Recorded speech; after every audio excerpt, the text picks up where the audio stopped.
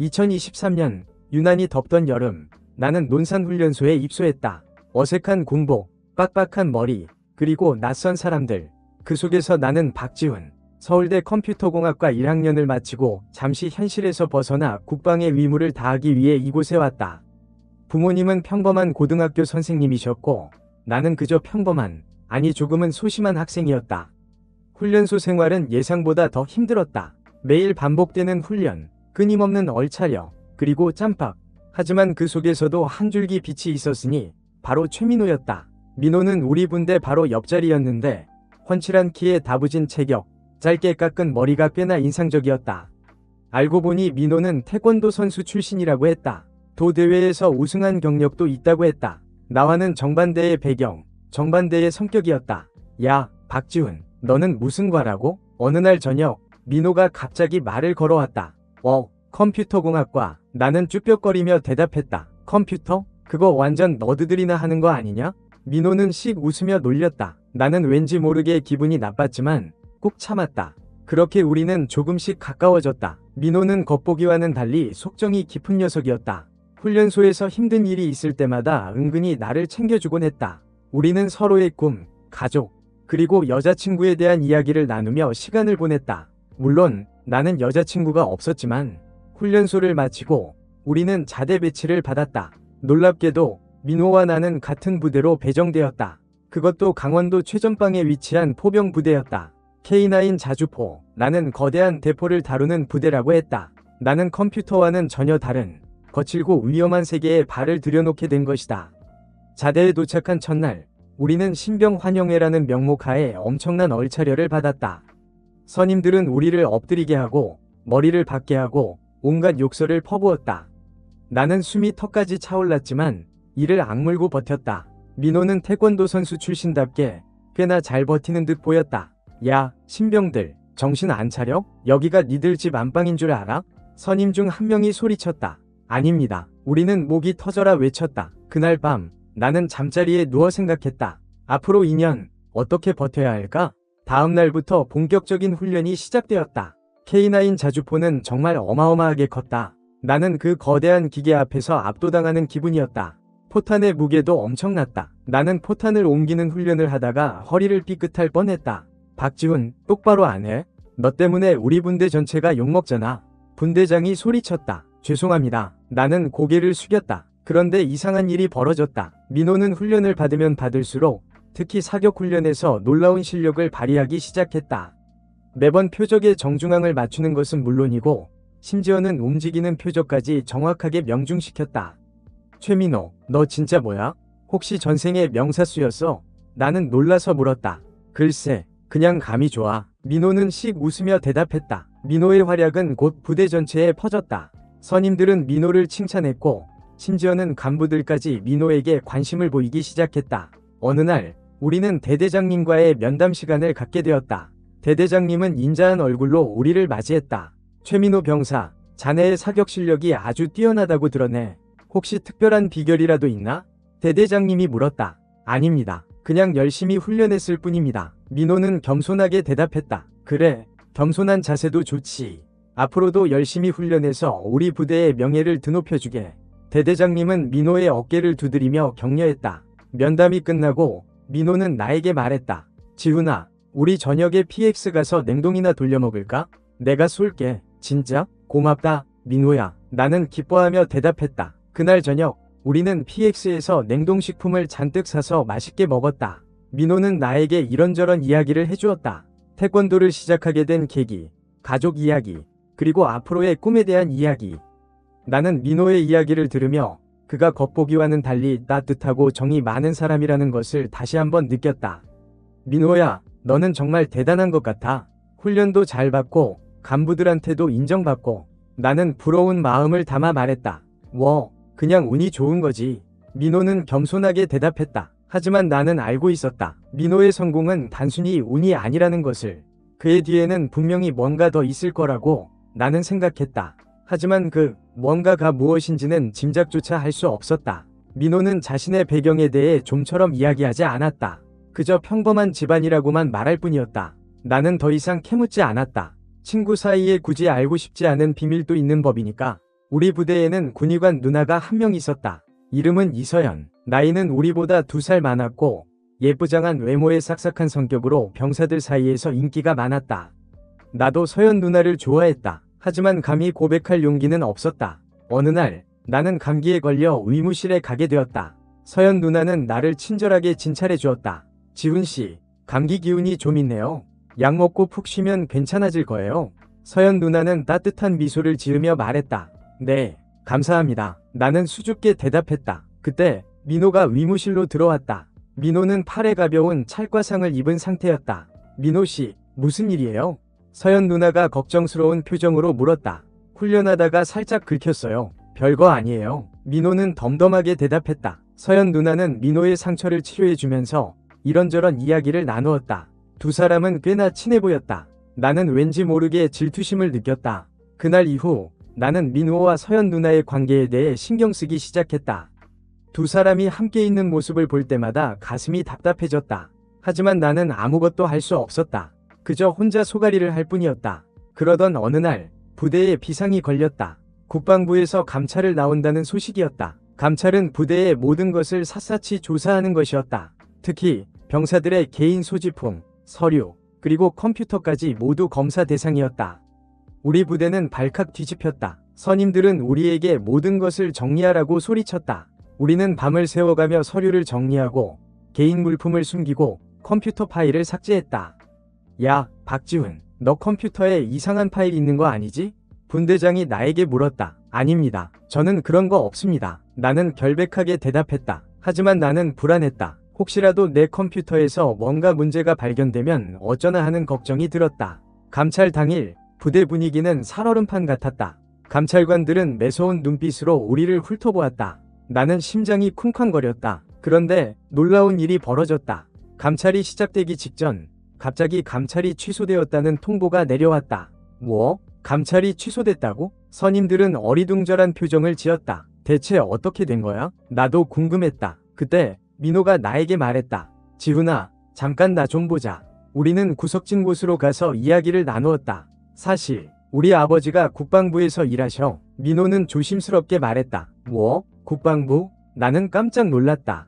응. 그래서 이번 감찰도 아버지가 도와주신 거야? 민호는 덧붙였다. 나는 믿을 수 없었다. 민호의 아버지가 국방부 고위 간부였다니. 그동안 민호에게 일어났던 모든 일들이 이해가 되는 순간이었다. 민호야, 너 왜 나한테 진작 말 안 했어? 나는 서운한 마음을 감추지 못했다. 미안해, 지훈아. 괜히 너한테 부담 주기 싫었어. 민호는 고개를 숙였다. 하지만 이제라도 말해줘서 고마워. 나는 민호를 용서했다. 그날 밤 나는 잠자리에 누워 많은 생각을 했다. 민호의 배경, 그리고 우리의 우정, 그리고 앞으로의 군 생활에 대해서. 나는 민호의 도움을 받는 것이 과연 옳은 일인지 고민했다. 하지만 동시에 민호와의 우정을 지키고 싶은 마음도 컸다. 다음날 아침 나는 민호에게 말했다. 민호야, 우리 앞으로도 잘 지내자. 네가 어떤 사람이든 나는 내 친구니까. 민호는 환하게 웃으며 대답했다. 고맙다, 지훈아. 너도 내 친구야. 우리는 서로의 어깨를 두드리며 앞으로의 군 생활을 함께 헤쳐나가기로 다짐했다. 그 후로도 민호의 특별함은 계속되었다. 하지만 이제 나는 그것이 놀랍지도 부럽지도 않았다. 그저 민호의 능력 덕분에 우리 부대가 좀 더 편하게 군 생활을 할 수 있다는 사실에 감사할 뿐이었다. 어느덧 시간이 흘러 우리는 일병 계급장을 달게 되었다. 일병이 되니 훈련도 조금 더 수월해지고 선임들의 갈굼도 덜해졌다. 그리고 무엇보다 서연 누나와 더 가까워질 수 있는 기회가 많아졌다. 나는 서연 누나에게 조금씩 마음을 표현하기 시작했다. 의무실에 자주 찾아가서 말을 걸기도 하고 가끔은 작은 선물을 주기도 했다. 서연 누나는 내 마음을 눈치챘는지 나에게 더 친절하게 대해주었다. 지훈씨, 요즘 자주 오네요? 어디 아픈 데 있어요? 서연 누나가 웃으며 물었다. 아니요, 그냥 누나 보고 싶어서 왔어요. 나는 얼굴이 빨개진 채 대답했다. 어머, 그래요? 고마워요. 서연 누나는 수줍게 웃었다. 나는 서연 누나와 함께 있는 시간이 행복했다. 우리는 함께 커피를 마시며 이야기를 나누기도 하고 가끔은 부대 밖으로 나가 영화를 보기도 했다. 그러던 어느 날 민호가 나에게 말했다. 지훈아, 너 서연 누나 좋아하지? 어떻게 알았어? 나는 당황해서 물었다. 그냥 딱 보면 알아. 민호는 씩 웃으며 대답했다. 혹시 너도 서연 누나 좋아해? 나는 조심스럽게 물었다. 아니, 나는 그냥 좋은 누나 동생 사이야. 민호는 단호하게 말했다. 진짜? 다행이다. 나는 안도의 한숨을 쉬었다. 근데 지훈아, 너 서연 누나한테 고백할 거야? 민호가 물었다. 글쎄, 아직 용기가 안 나. 나는 머뭇거렸다. 남자답게 한번 질러봐. 안 되면 말고. 민호는 나의 어깨를 툭 치며 격려했다. 나는 민호의 말에 용기를 얻어 서연 누나에게 고백하기로 결심했다. 며칠 후 나는 서연 누나를 부대 근처 카페로 불러냈다. 우리는 커피를 마시며 이런저런 이야기를 나누었다. 나는 긴장된 마음을 가다듬고 서연 누나에게 말했다. 서연 누나, 저 사실 누나 좋아해요. 서연 누나는 깜짝 놀란 표정을 지었다. 지훈씨, 처음 봤을 때부터 좋아했어요. 누나는 착하고 예쁘고 그리고 그냥 좋아요. 나는 떨리는 목소리로 말했다. 서연 누나는 한참 동안 아무 말도 하지 않았다. 나는 불안한 마음으로 그녀를 바라보았다. 지훈씨, 고마워요. 하지만 저는 아직 누군가를 만날 준비가 안 됐어요. 서연 누나는 조심스럽게 말했다. 네, 알겠습니다. 나는 실망했지만 애써 담담한 척했다. 미안해요, 지훈씨. 서연 누나는 미안한 표정을 지었다. 아니에요.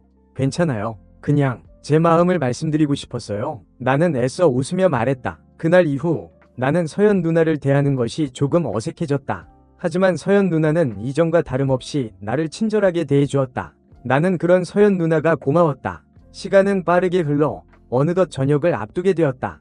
우리는 마지막 혹한기 훈련을 떠나게 되었다. 혹한기 훈련은 군 생활 중 가장 힘든 훈련 중 하나였다. 영하 20도가 넘는 추위 속에서 우리는 텐트를 치고 밥을 해먹고 잠을 자야 했다. 아, 진짜 춥다. 이빨이 딱딱 부딪히네. 나는 몸을 덜덜 떨며 말했다. 참아, 지훈아. 이것도 다 추억이야. 민호는 씩 웃으며 말했다. 민호는 혹한기 훈련에서도 뛰어난 적응력을 보여주었다. 텐트도 척척 치고 불도 잘 피우고 심지어는 멧돼지까지 잡았다. 민호야, 너 진짜 대단하다. 혹시 특전사 출신 아니야? 나는 농담 섞인 말투로 말했다. 그냥 어릴 때부터 산에서 많이 놀아서 그래. 민호는 겸손하게 대답했다. 혹한기 훈련은 힘들었지만 민호와 함께였기에 견딜 수 있었다. 우리는 서로에게 위지하며 추위와 싸웠다. 훈련 마지막 날, 우리는 산 정상에 올라 일출을 보았다. 붉게 타오르는 태양을 바라보며 우리는 지난 2년간의 군 생활을 회상했다. 지훈아, 우리 이제 진짜 저녁이네. 민호가 말했다. 그러게, 시간 참 빠르다. 나는 대답했다. 저녁하면 뭐 할 거야? 민호가 물었다. 나는 복학해서 공부해야지. 너는? 나는 되물었다. 나는 아직 잘 모르겠어. 그냥 좀 쉬면서 생각해보려고. 민호는 대답했다. 우리는 한참 동안 말없이 태양을 바라보았다. 각자의 미래를 생각하며 우리는 새로운 시작을 다짐했다. 저녁날, 우리는 부대 정문 앞에서 서로에게 격려를 했다. 박지훈, 그동안 고마웠다. 민호가 먼저 말했다. 나도 고마웠다. 최민호, 덕분에 군생활 잘 버텼어. 나는 민호의 손을 잡았다. 사회 나가서도 자주 보자. 그래, 꼭 보자. 우리는 서로의 어깨를 툭 치며 마지막 인사를 나눴다. 그리고 각자의 길을 향해 걸어갔다. 부대 정문을 나서면서 나는 뒤를 돌아보았다. 민호는 여전히 그 자리에 서서 나를 향해 손을 흔들고 있었다. 나는 민호에게 다시 한번 손을 흔들어주고 발걸음을 재촉했다. 집으로 가는 버스 안에서 나는 지난 2년간의 군 생활을 떠올렸다. 힘들었던 훈련, 선임들의 갈굼, 그리고 민호와의 우정. 모든 것이 주마등처럼 스쳐 지나갔다. 나는 민호 덕분에 군 생활을 무사히 마칠 수 있었다. 민호는 나에게 든든한 버팀목이었고 진정한 친구였다. 나는 민호에게 진심으로 감사했다. 하지만 동시에 나는 민호의 배경에 대해 씁쓸한 마음을 감출 수 없었다. 민호의 아버지가 국방부 고위 간부라는 사실은 우리 사회의 불공평한 현실을 보여주는 것 같았다. 백이라는 것은 때로는 누군가에게는 기회가 되지만 또 다른 누군가에게는 좌절이 될 수 있다는 것을 나는 깨달았다. 나는 앞으로 살아갈 세상에서 백 없이도 성공할 수 있는 사람이 되고 싶었다. 집에 도착하자 부모님이 나를 반갑게 맞이해 주셨다. 나는 부모님께 큰절을 올렸다. 아버지, 어머니, 건강하게 돌아왔습니다. 그래, 아들아, 고생 많았다. 아버지는 나의 어깨를 두드리며 말씀하셨다. 이제 푹 쉬어라. 맛있는 거 많이 해줄게. 어머니는 따뜻한 미소를 지으며 말씀하셨다. 나는 오랜만에 집밥을 먹으며 가족들과 함께 시간을 보냈다. 따뜻한 밥상 앞에서 나는 비로소 저녁을 실감했다. 다음 날, 나는 대학교 복학 준비를 시작했다. 오랜만에 책을 펼치니 머리가 멍해졌다. 하지만 나는 포기하지 않고 열심히 공부했다. 나는 군대에서 배운 끈기와 인내심을 바탕으로 새로운 시작을 다짐했다. 그리고 민호와의 우정을 잊지 않고 앞으로도 자주 연락하며 지내기로 마음먹었다. 몇 달 후 나는 민호에게서 전화 한 통을 받았다. 지훈아, 나 뭐 하는지 알아? 민호의 목소리는 밝았다. 뭐 하는데? 나는 궁금해서 물었다. 나 아버지 회사 들어갔다. 민호는 덤덤하게 말했다. 뭐? 아버지 회사? 나는 깜짝 놀랐다. 응, 아버지께서 같이 일하자고 하셔서. 민호는 덧붙였다. 나는 민호의 선택을 존중했다. 하지만 동시에 씁쓸한 마음을 감출 수 없었다. 민호는 결국 아버지의 백을 선택한 것이다. 그래, 잘됐다. 축하해. 나는 애써 밝은 목소리로 말했다. 고맙다, 지훈아. 너도 잘 지내지? 민호가 물었다. 응, 나도 잘 지내. 복학해서 열심히 공부하고 있어. 나는 대답했다. 그래, 다행이다. 다음에 한번 보자. 그래, 꼭 보자. 우리는 짧은 통화를 마치고 전화를 끊었다. 나는 한동안 멍하니 휴대폰을 바라보았다. 민호와의 우정은 변함없을 것이다. 하지만 나는 민호와는 다른 길을 가고 싶었다. 나는 백 없이도 내 자신의 힘으로 성공하고 싶었다. 나는 다시 책을 펼쳤다. 그리고 굳은 결심으로 새로운 시작을 향해 나아갔다. 시간이 흘러 나는 대학교를 졸업하고 IT 회사에 취직했다. 나는 열심히 일했고 능력을 인정받아 빠르게 승진했다. 어느 날 나는 우연히 서연 누나를 만났다. 서연 누나는 여전히 아름다웠고 밝은 미소를 짓고 있었다. 지훈씨, 오랜만이에요. 서연 누나가 먼저 나를 알아보고 인사했다. 누나, 안녕하세요. 잘 지내셨어요? 나는 반갑게 인사했다. 네, 잘 지냈어요. 지훈씨는 어때요? 군대 갔다 와서 더 멋있어졌네요. 서연 누나는 칭찬을 아끼지 않았다. 감사합니다. 누나도 여전하시네요. 나는 쑥스럽게 웃었다. 우리는 함께 커피를 마시며 그동안의 이야기를 나누었다. 서연 누나는 군의관 생활을 마치고 지금은 병원에서 간호사로 일하고 있다고 했다. 지훈 씨는 무슨 일 하세요? 서연 누나가 물었다. 저는 IT 회사에 다니고 있어요. 컴퓨터 프로그래머로 일하고 있습니다. 나는 대답했다. 멋지네요. 지훈 씨랑 잘 어울리는 일 같아요. 서연 누나는 칭찬을 아끼지 않았다. 우리는 한참 동안 이야기를 나누었다. 헤어질 때 서연 누나는 나에게 연락처를 주었다. 지훈 씨, 다음에 또 봐요. 네, 꼭 봐요. 나는 서연 누나와 다시 만날 수 있다는 사실에 기뻤다. 그리고 앞으로 더 좋은 사람이 되어야겠다고 다짐했다. 나는 민호와도 가끔 연락하며 지냈다. 민호는 아버지 회사에서 승승장구하고 있었다. 하지만 나는 민호의 성공이 부럽지 않았다. 나는 내 자신의 힘으로 내 길을 만들어가고 있었기 때문이다. 나는 백 없이도 성공할 수 있다는 것을 증명하고 싶었다. 그리고 그것이 내가 군대에서 배운 가장 중요한 교훈이었다. 나는 내 방식대로 꾸준히 노력하며 앞으로 나아갔다. 물론 쉬운 길은 아니었다. 때로는 좌절하고 포기하고 싶은 순간도 있었다. 하지만 그럴 때마다 나는 군대에서 배운 끈기와 인내심을 떠올리며 다시 일어섰다. 시간이 흘러 나는 회사에서 인정받는 프로그래머가 되었다. 내가 개발한 프로그램은 많은 사람들에게 사랑받았고 나는 회사에 큰 기여를 했다. 어느 날 나는 회사 대표님으로부터 뜻밖의 제안을 받았다. 박지훈 씨, 우리 회사 해외 지사에서 일해볼 생각 없나? 해외 지사요? 나는 깜짝 놀랐다. 그래, 미국 실리콘밸리에 있는 지사인데 자네 능력이면 충분히 잘 해낼 수 있을 거야. 대표님은 나를 격려했다. 나는 잠시 고민했지만 이내 결심했다. 새로운 도전을 해보고 싶었다. 대표님, 감사합니다. 열심히 하겠습니다. 나는 굳은 의지로 대답했다. 나는 미국으로 떠날 준비를 시작했다. 영어 공부도 다시 시작하고 미국 문화에 대한 정보도 찾아보았다. 출국 전날 나는 민호에게 전화를 걸었다. 민호야, 나 미국 간다. 뭐? 미국? 갑자기 왜? 민호는 놀란 목소리로 물었다. 회사에서 실리콘밸리 지사로 발령받았어. 나는 자랑스럽게 말했다. 와, 대박. 축하한다. 지훈아, 너 진짜 멋있다. 민호는 진심으로 축하해 주었다. 고맙다, 민호야. 너도 잘 지내고 있지? 응, 나도 잘 지내. 아버지 회사에서 열심히 일하고 있어.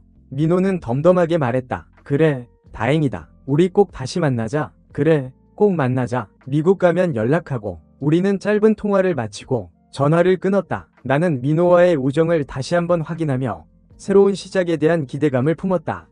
미국에서의 생활은 쉽지 않았다. 언어 장벽, 문화 차이, 그리고 외로움, 모든 것이 낯설고 힘들었다. 하지만 나는 포기하지 않고 열심히 적응해 나갔다. 나는 회사에서 능력을 인정받아 중요한 프로젝트를 맡게 되었다. 나는 밤낮으로 일하며 프로젝트를 성공적으로 이끌었다.